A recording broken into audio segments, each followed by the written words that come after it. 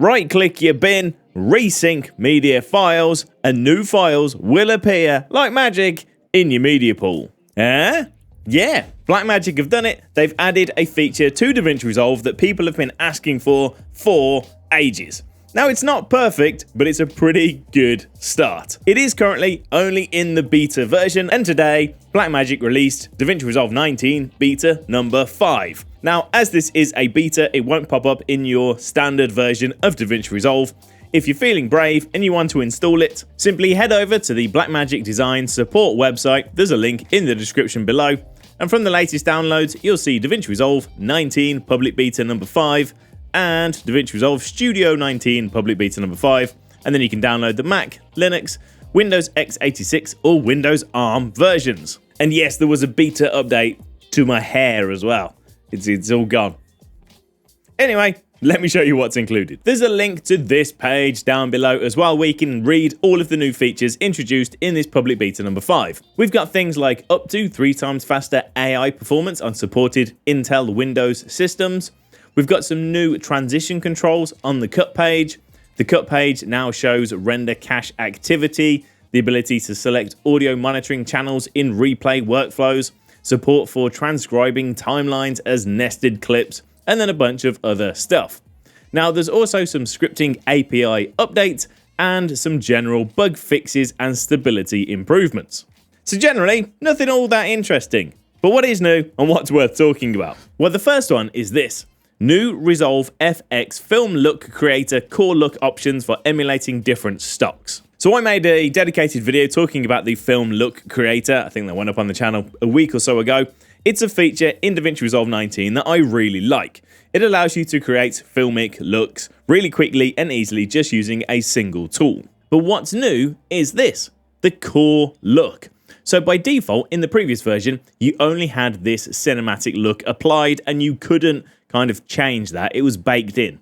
You could use this blend to turn it on or off, but you still only had one look. Now, there's 5. Cinematic, Rochester, Akasaka, Elated, and Vintage. And they just give it slightly different looks. So you can pick which one you want to choose, and then you can still come in, change the exposure, all of the color settings, the split tone, vignettes, halation, bloom, and all that other good stuff. And I think that's pretty cool. It gives you more ways to customize your grade, your look, really quickly using this Film Look Creator.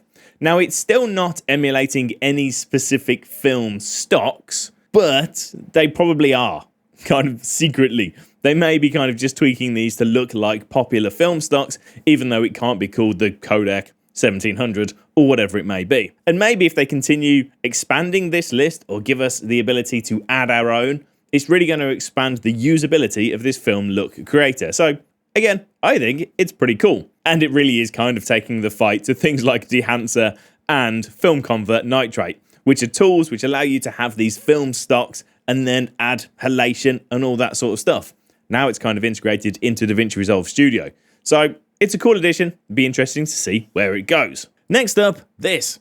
New automatic SDR to HDR tone mapping using Resolve FX Nvidia RTX Video HDR on Windows, and new 2x and 4x superscale options using Nvidia RTX Video on Windows. So if you're running Davinci Resolve Studio on a Windows PC and you've got either a 30 series or 40 series Nvidia RTX GPU, you can make use of some new tools.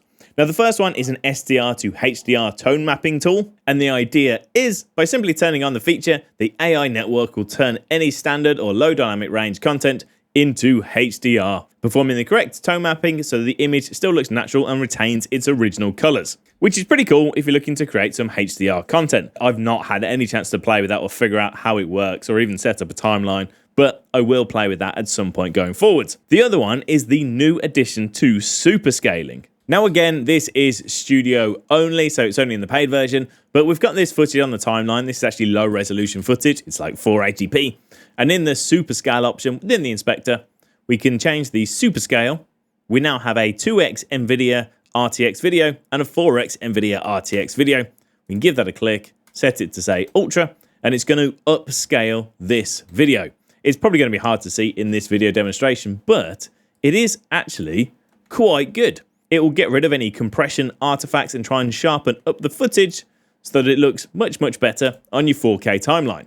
And because it's using this Nvidia RTX video thing, it's running natively on your GPU, so it can do all of that seemingly in real time. And even when you render the footage, it renders super quick. So it's not like some of the previous superscale options, which did take a while to render. This flies and you wouldn't even really know it's doing anything at all. It's probably very similar technology to what they use in their video games, which allows you to upscale low resolution footage so you get higher frame rates, that sort of thing. And that's all designed to be super low impact. So it's, again, another pretty cool addition. And the last one is the one I hinted at the beginning. Action to resync a media pool bin to include new media in the original folder. Now, this really is cool, and it is something that people have mentioned they want for ages. I always see the comments down below whenever I talk about bins and folders and power bins and all that sort of stuff. What this allows you to do is simply right-click and then refresh a media pool bin, and it will go and check the original folder on your hard drive and see if anything new has been imported. It's kind of like a live folder. It won't automatically refresh just yet, but it looks like it's going in that direction, which is a really cool feature. Now, currently, it does only work for video. It won't pick up things like music or sound effects or JPEGs and all that sort of thing, which is a bit of a shame, but hopefully that functionality comes in the future. Anyway, let's have a look. So I've got this folder here called testing, and we've got another folder within that folder, and then we've got a couple of clips in each. So if I just grab this testing and I drop it into this project over on the left-hand side of my media pool, it will import the folders and it will import the clips. So now I've got these 2 clips and we've got this testing 2 folder. Now the cool thing, let's open this up and we'll just add some more footage to this clip.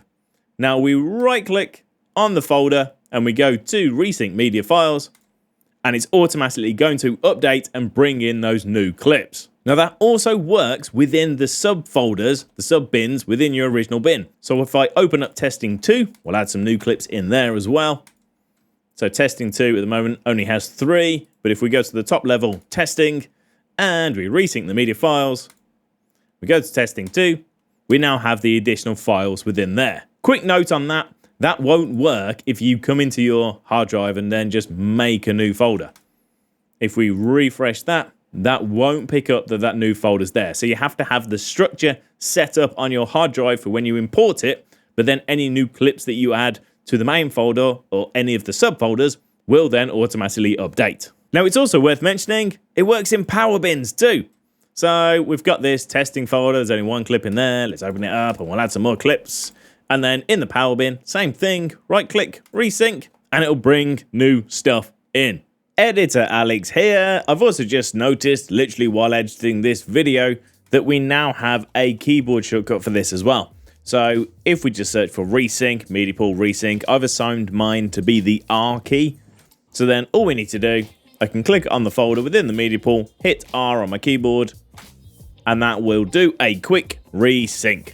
Nice. So that's it, that's beta number 5. We still have no idea when Davinci Resolve 19 is going fully live, but fingers crossed it won't take too long. Thanks for watching, folks. Take it easy. I'll see you very soon. Bye.